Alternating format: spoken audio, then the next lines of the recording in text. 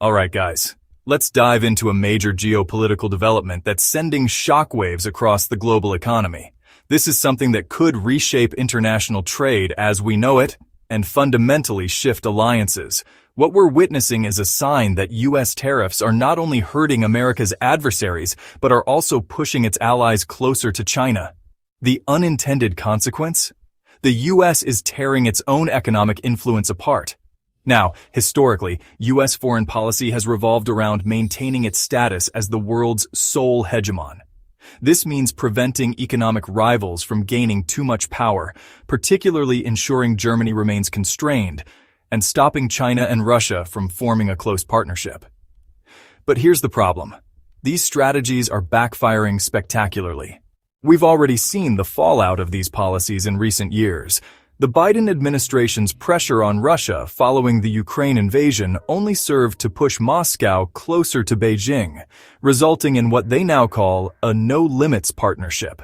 Russia is now supplying China with cheap energy, and in return, China is providing economic and technological support. This strategic misstep has only strengthened their alliance against U.S. influence. Meanwhile, Germany, historically a crucial U.S. ally in Europe, has also started to move independently. Berlin has cast aside its strict fiscal rules and is making moves to reassert its economic autonomy. This is a seismic shift on its own. But now, we're seeing yet another major shift, one that should be deeply concerning to Trump and his administration.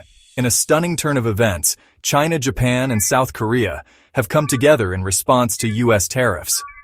After a recent high-level meeting, these three Asian economic giants have decided to increase cooperation, strengthening bilateral trade, and working together to respond to U.S. trade policies. While the final details of their agreement remain unclear, the very fact that these nations, who have a history of diplomatic tensions, are willing to unite economically is a direct response to Trump's aggressive tariff policies.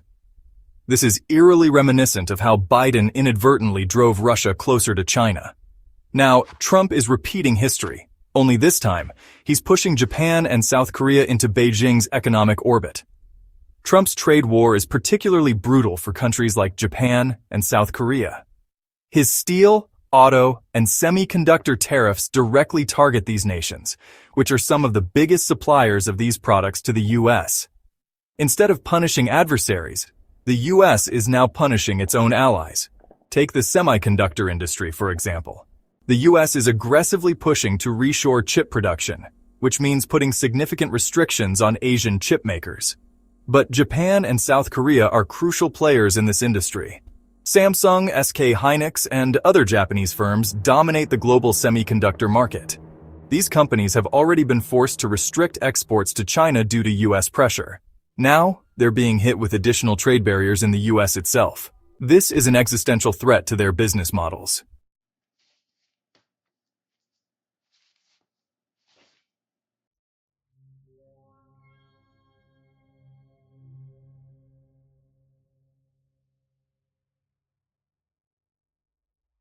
Similarly, Trump's tariffs on autos will have devastating consequences. Japan's auto sector contributes to about 3% of its entire GDP and 15% of its manufacturing industry. South Korea, meanwhile, exports around 50% of its automobiles to the U.S. If tariffs remain in place, exports will drop significantly, or companies will be forced to shift production to the U.S., de-industrializing their home economies. The U.S. argument for these tariffs is straightforward. They claim that other nations impose trade barriers on American goods, so Washington has the right to impose reciprocal tariffs in return. Sounds reasonable on the surface, right? But let's take a step back and look at the broader economic reality. The world has been paying tribute to the U.S. economy in multiple ways beyond simple trade. Japan, for instance, is the single largest investor in the United States. In 2023, Japanese investments in the U.S. totaled an astonishing $783 billion. That's 15 times more than what China has invested. Canada, Germany, and the U.K. have also made massive investments, pouring in hundreds of billions of dollars. These investments don't just bring in money, they create American jobs, fund technology transfers, and boost U.S. industries. Yet, Trump and his administration are choosing to focus only on trade deficits. ignoring the fact that foreign investments have played a crucial role in sustaining U.S. manufacturing. If foreign investors pull out, the American economy could face a major downturn. Another often overlooked factor is how foreign nations support the U.S. by holding massive amounts of American debt. Japan has been one of the most loyal buyers of U.S. Treasury bonds, holding over $1.2 trillion at its peak. Even today, despite its own economic struggles, Japan continues to hold a significant amount of U.S. debt, essentially helping to finance America's deficit spending. Other allies like Canada and the UK are also major buyers of U.S. bonds. If these nations start to diversify away from American debt due to increasing tensions, the U.S. could face a financial crisis. Given that the deficit is expected to reach 6.5% of GDP this year, losing foreign investors would be catastrophic. For Japan, South Korea, and even other U.S. allies, if they're looking for an alternative economic partner, only one country fits the bill: China. Unlike Europe, which is heavily dependent on the U.S. for security, China operates independently and has a massive domestic economy. More importantly, its trade with the U.S. accounts for less than 2% of its GDP. Even if Trump were to completely ban Chinese exports tomorrow, the Chinese economy would still continue growing. This gives Beijing a unique advantage: the ability to act freely without fear of U.S. economic retaliation.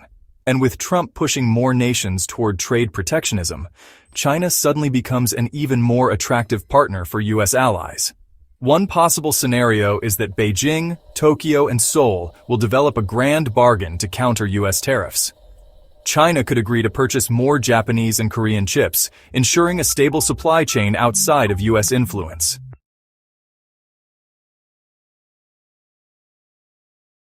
They could also remove trade barriers to allow Japanese and South Korean automakers to sell more cars in China, offsetting losses from the U.S. market. If such a deal materializes, it would be a game changer. It would not only strengthen the Asian economic bloc, but also accelerate the decline of U.S. manufacturing dominance. Trump's attempt to bring manufacturing back to the U.S. would end up pushing it even further away. The big question now is, which country will be next? Will the European Union, frustrated with U.S. economic policies, also seek closer trade ties with China? Could Canada, another close U.S. ally, begin to pivot toward alternative trade routes? If Japan and South Korea, two of America's closest allies in Asia, are willing to align with China, it's not far-fetched to think others might follow. At the end of the day, Trump's tariffs might seem like a tough stance on trade, but in reality, they're pushing America's allies into the arms of its biggest rival. The geopolitical landscape is shifting rapidly, and the U.S. risks isolating itself if it continues down this path. What do you guys think? Will more countries start moving closer to China? Could this spell the beginning of a new economic order? Let me know your thoughts in the comments below. And don't forget to like, share, and subscribe as we continue to navigate these unpredictable times. Stay safe, and I'll see you in the next one.